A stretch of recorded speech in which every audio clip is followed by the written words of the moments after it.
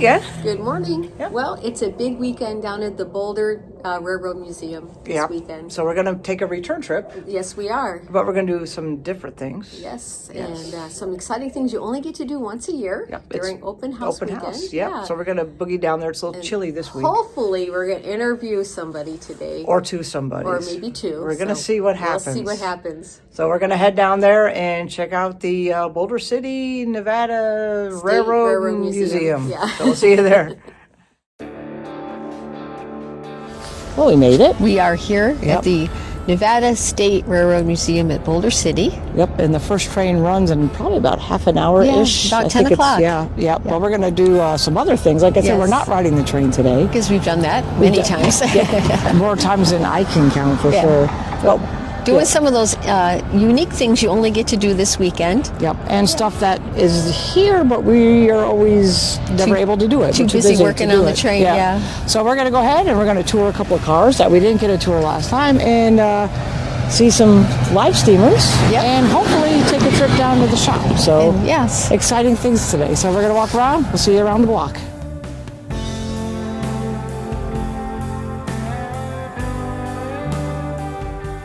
Hi, good morning. Welcome to the Ellesmere. She was built in 1899 by the Wagner Car Company in Buffalo, New York. So the car you're about to go through is not your everyday business car. This was a car connected to the Vanderbilts. So the man that specifically owned the Ellesmere was by the name of Dr. William Webb. He was a doctor and surgeon, but he went to a dance, met the lovely lady Eliza Vanderbilt, and fell in love, and they got married. And after much encouragement from his father-in-law, William Vanderbilt, the one who ran the New York Central Railway system, as well as owned part of the Wagner Car Company, the company that built this car, he encouraged his son-in-law to take over that company after the previous president had passed, ironically, in a train accident. So this is where his secretary or another guest would sleep.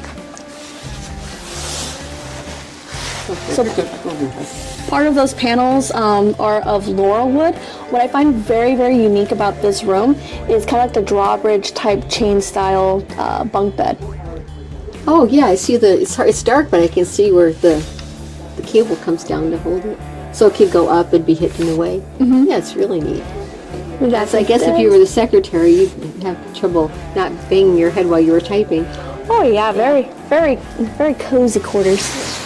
And then this you can actually see more of when I said that there's a lot of detailing, like even the door hinges. Yeah, it's amazing. Like nothing was left out.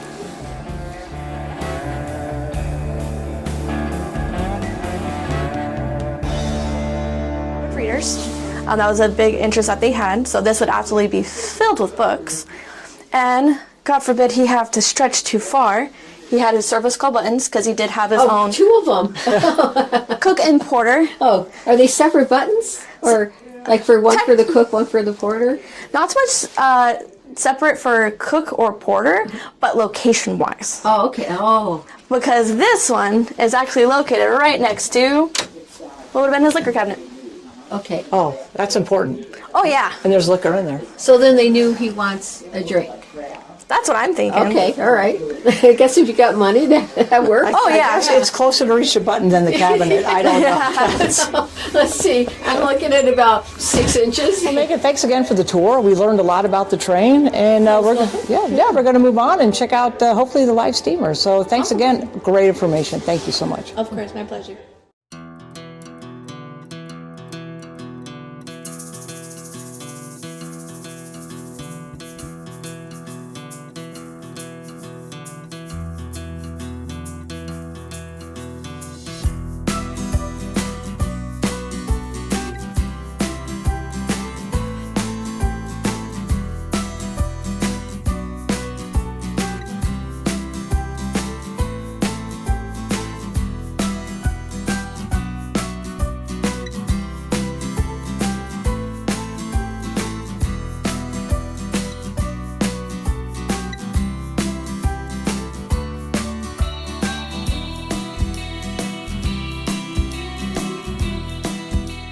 So that was a lot of fun. It was a blast. Yeah. Yes, I'd never ridden the steamers before. They've been here forever, just never had time to come down and do it. Yeah. Glad we did. Yes. And just to let everybody know, Normally, you are not allowed to take photographs or videography on the trains. We were given special permission just because we're doing this today. Right. So definitely, when you come here, be ready to not be able to take pictures. Right. They don't want video. people to become distracted by taking pictures, and the trains are kind of open, so they don't want anybody falling off. Derailing the train, anything like that. So always safety first with trains, which is really important. But had fun. We're going to go up, and now I think we're going to see if we can find the shop. Yeah. So all right. We'll see you guys.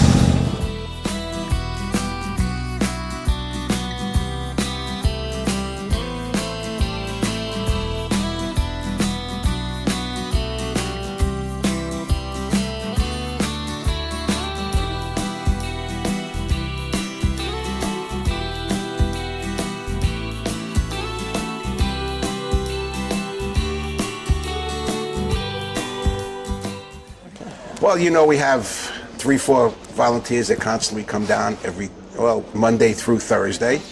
Right now we're working on the big open car, restoring the floor, restoring the walls, restoring the ceiling. We ripped up the floor, we cleaned out all the concrete, and we're putting all new beams in there to support the floor. And we're just trying to renovate it, and eventually it will get painted. We're hoping this year it will get painted. We should be finished with it, I would say, in about 2 months with the floor, give or take. Okay. And basically, that's it for that car. Yeah, last year you guys did the dining car. Yep. Chris Fussell painted the dining car. We did all the inside work. We put brand new carpeting down, brand new linoleum in the so-called galley area that leads from where the passengers are to the exit of the car. What else did we do? Cleaned all the curtains, rehung all the curtains. We did all new LED lighting in the car to give, more of an ambiance. We put in, like night lights. Yeah. So that when we go at night, we can turn off the lights in the car and just put the night lights on. And it was beautiful. Got it on the tracks just in time for Christmas. We had it just in time for the Christmas run. And what else do we do down here? You guys are the hardest working shop, right? Well, yeah. We have our good shop crew. Yeah. Everybody down here is really, really good and expertise in different fields. Pretty much all volunteer. Well, yeah. Right. There are only 4 state, paid employees here.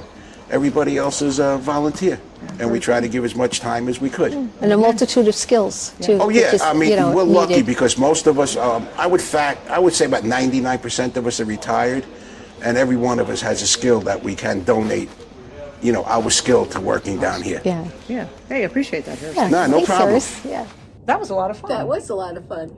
We went back a second time, did things we've never done there. No, and seeing things we haven't normally get to see, so it was a lot of fun. Great information. We got some really good information today. So, yeah. And second trip there, and it was like the first time all over again. Yeah, and if you're in the Vegas area and you're interested in trains, go visit the train station in Boulder City, or if you have some time on your hands, you want to volunteer. They run pretty much 100% volunteers. Yep, and they're always looking for more. They are always looking for more. So we did our big adventure, stopped and got our Sonic on the way home again. And we'll see you next week. Take care.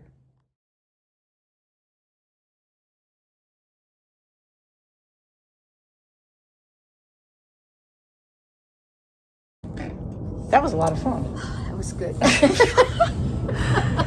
It's empty. I have no place. Oh, you can just hold it. I'll hold it. It's just a microphone. Okay. Go ahead. All right, so Harris, I've got a question for you. Shoot. Yesterday on the train, somebody asked a question I did not have an answer for, and it was why, they were from England, but why are the train cars in the U.S., the inside the ceiling so high? It's a good question. I don't know the answer to that one. Okay, so we'll edit that out. I don't know. I really don't know.